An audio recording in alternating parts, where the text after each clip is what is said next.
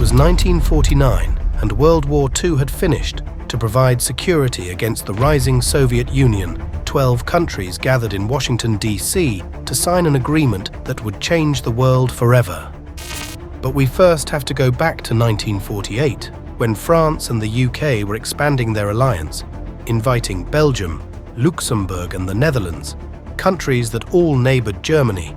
This alliance became known as the Brussels Treaty, and now supported a collective self-defense alliance.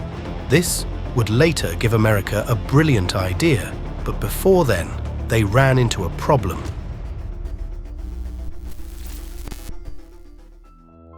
A couple months after the Brussels Treaty was signed, there was a new issue: the Soviet Union, who had just made its first move against the West.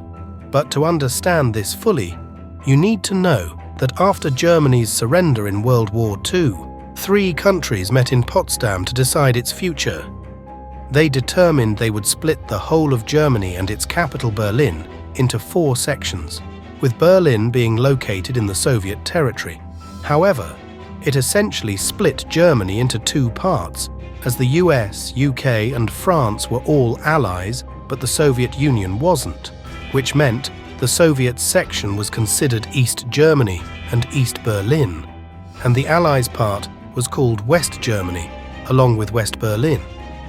This is why, when the Soviets created a blockade that cut off all land and river transit between West Berlin and West Germany, it created a huge problem, as West Berlin now had no food or supplies. The Soviets were trying to force the West out. However, to their surprise, the US, UK and France responded with a massive airlift to come to West Berlin's aid. This was one of the largest and most complex air supply operations in history. The Western Allies, led by the United States and the United Kingdom, flew over 200,000 flights in 1 year to provide West Berlin with necessary supplies, including food, fuel, and medicine. At the height of the operation, 1,500 planes were flying each day, landing at Tempelhof Airport every minute, delivering over 4,500 tons of supplies, which by the end equaled a total of 2.3 million tons. All of this was not cheap and cost the US $350 million as well as $21 million for the British, which is why what happened next is history. The blockade made the US furious. It cost them millions, all because the Soviets wanted to play some petty games. This is when the US made the Washington Treaty, which came to be known as NATO. The aim was simple: to ensure security against the Soviet Union and the rise of communism. So it was proposed to the 5 countries already in the previous Brussels Treaty, along with 6 others, expanding the mutual defense promise. This meant that if the Soviet Union were to attack one country in the treaty, it was considered an attack against all of them. 1 month later, the Allied US, UK and French forces officially combined to form the Federal Republic of Germany, still referred to as West Germany, and was an important factor in what soon came. But this all may have been the tipping point of US and Soviet relations, as shortly after a war broke out, including several NATO countries. Just when the world thought they had recovered from wars, they were quickly thrown into a new one: the Korean War, one of the bloodiest yet unknown conflicts after World War II. It began with North Korea, a communist country, invading South Korea, an anti-communist country, on the 25th of June in 1950. The Soviet Union and later China backed the North. Out of nowhere, 75,000 North Korean troops came pouring over the border, and later so were the Chinese. The Soviet Union didn't provide any troops, but instead gave lots of weapons, air support, and supplies. However, 22 countries came to South Korea's support to help equal the odds. Although NATO wasn't used, the main contributors included several countries in NATO like the United States, the United Kingdom, France, and Canada, along with several others, marking the first test of their military teamwork and chemistry. The war only lasted 3 years, however it caused a devastating death toll of 4 million people. more than half of these were civilian lives, making the civilian casualty rate even worse than in World War II and the Vietnam War. But in Vietnam, there were even more heinous war crimes committed by America that were covered up. Well, it was mutilate the bodies and everything, you know. It was hang them or something like this, or scalp them, or cut their throats. But during the Korean War, North Korea and its allies lost at least 600,000 troops, while South Korea's side lost 538,000 troops. Neither side won the war, and on the 27th of July 1953, all fighting stopped after the signing of a ceasefire agreeing that the two countries would remain divided. No peace treaty was signed, meaning the two countries are still technically at war. During the Korean conflict, two important events also took place. First, NATO gained 2 new members whose war contributions proved themselves worthy allies and would help reinforce NATO's southern flank against the Soviet Union. The next was the launch of a mass-scale operation. A couple of months after the joining of Turkey and Greece, NATO needed to make sure they could defend against a potential Soviet Union attack.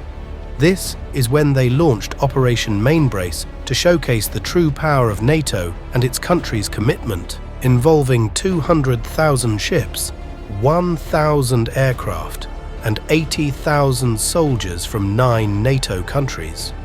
The Soviet Union issued strong protests against the exercise, seeing it as a demonstration of hostile intent, which only intensified the Cold War espionage and reconnaissance, with both NATO and the Soviet Union keenly monitoring each other's military capabilities. However, not only did the Soviets' next move surprise NATO, it will likely surprise you.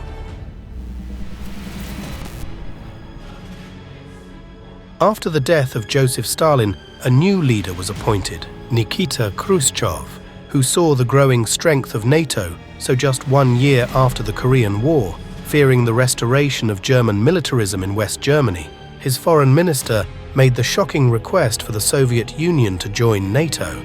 However, the United States firmly denied this request, but this was part of the Soviets' plan.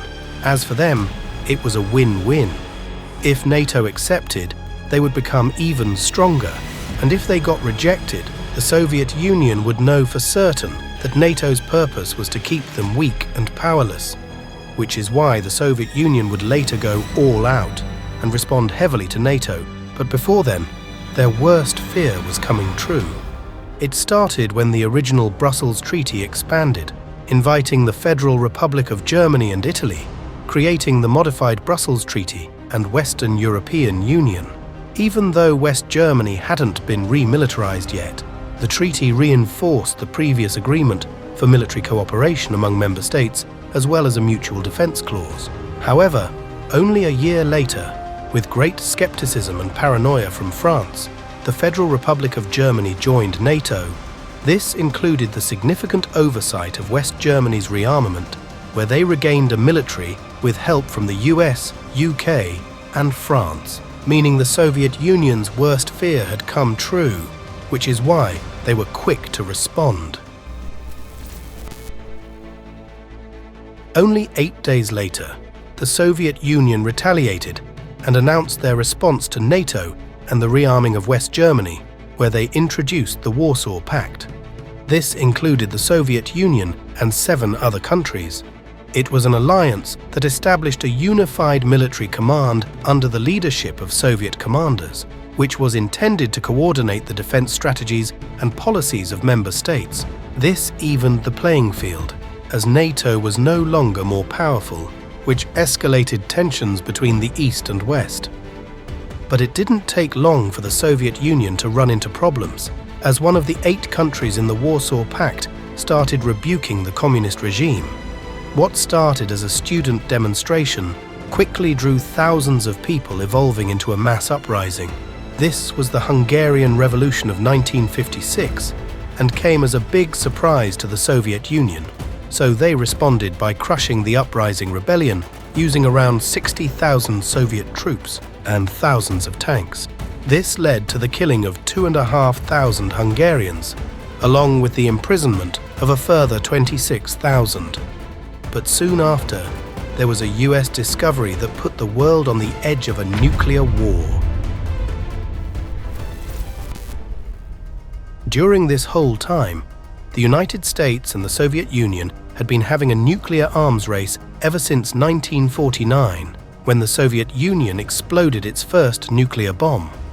The US was the first to develop nuclear bombs and had no competition until this time. In the years that followed, the US and Soviet Union intensely raced to develop bigger and bigger nuclear weapons. Eventually, the Soviet Union developed the biggest and exploded it in 1961, with the explosion being 3.8 thousand times more powerful than Hiroshima. However, a year after the Tsar Bomba, a US discovery caused the Cuban Missile Crisis, perhaps the most critical Cold War confrontation, and brought the world extremely close to a nuclear war. The crisis began when a US spy plane discovered Soviet missiles aimed directly at the United States, just 90 miles off the Florida coast. These missiles would allow the Soviets to inflict catastrophic damage within seconds, but after 13 days of tense negotiations, the Soviet Union agreed to withdraw the missiles in exchange for a US promise not to invade Cuba and the secret removal of US missiles from Turkey. Soon after, the US and Soviet Union realized the one gigantic problem with nuclear weapons, so they met to discuss it.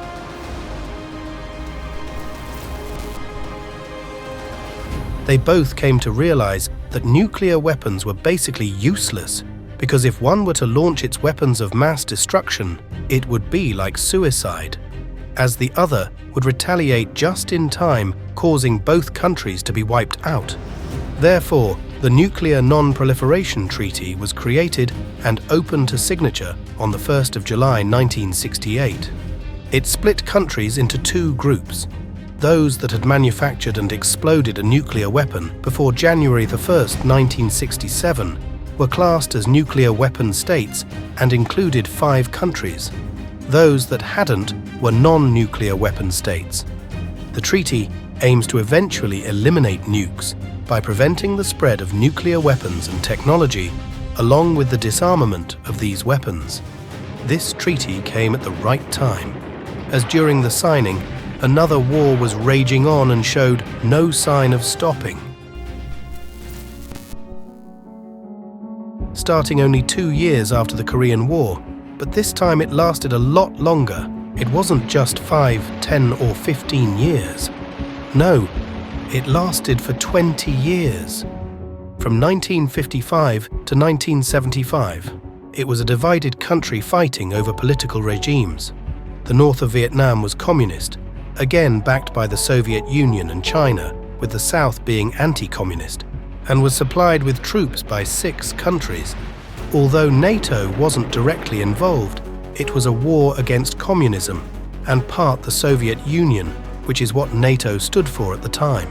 This war, however, was very dark, with an estimated 3.8 million deaths, with nearly half being civilian casualties, aided by the series of atrocities committed.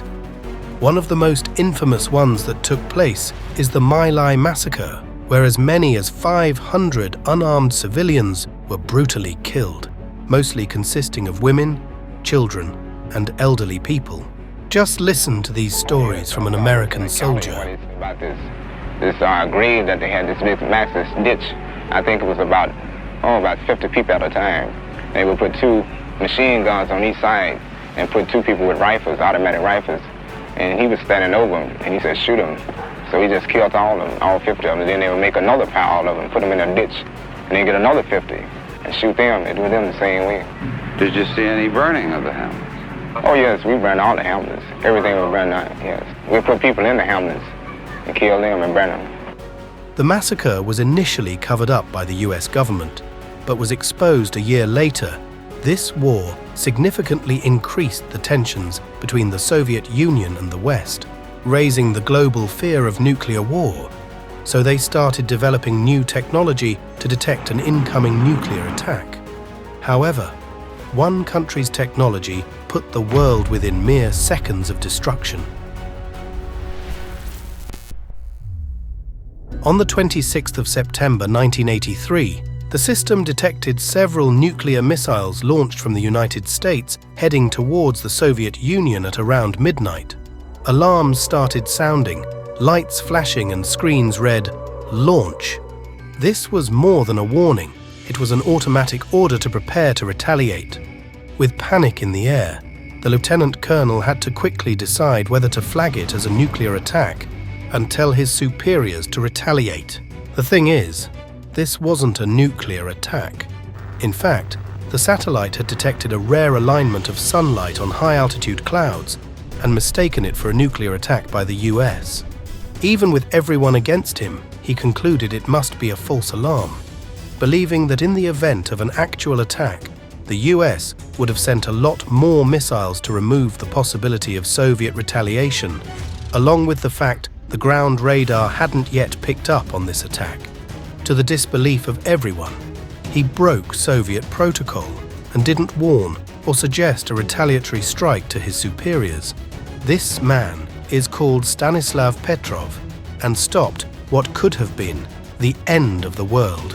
However, several years later, the once mighty Soviet Union started to crack.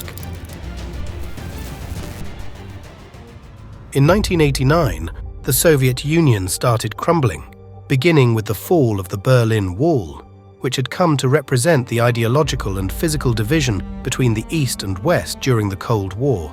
The fall of the wall set in motion the reunification of East and West Germany, and less than a year after, Germany was officially reunified under the Western governance of the Federal Republic of Germany. The fall of the Berlin Wall became the catalyst for change throughout Eastern Europe. It encouraged and accelerated reforms in other communist states, leading to the toppling of communist governments across the region. In 1990, the first countries started separating from the Soviet Union, then everything went downhill from then on. As in 1991, country after country left the regime, also marking the end of the Warsaw Pact. After decades of Soviet control, the Eastern countries had enough and wanted to be independent. But what did this mean for NATO? Its main goal was to stop the growing Soviet Union, which had now been defeated. So was this the end of NATO too? Actually, it was far from it, and instead it took on a new role. It saw itself as a source of peace and security. However, after the September 11th attack, NATO invoked Article 5 for the first time, which considers an attack on an ally to be an attack on all members. This is why in 2003 it launched its biggest combat operation ever in Afghanistan, with aims to stabilize the country, train Afghan armed forces, and ensure that the country is free from terrorists. However, after 18 years and no victory, all operations in Afghanistan ended. But NATO's focus was quickly turned back to the east when Russia invaded Crimea, causing NATO allies to speculate whether Russia was planning something bigger. Now with the invasion of Ukraine, is NATO preparing for a new Soviet Union?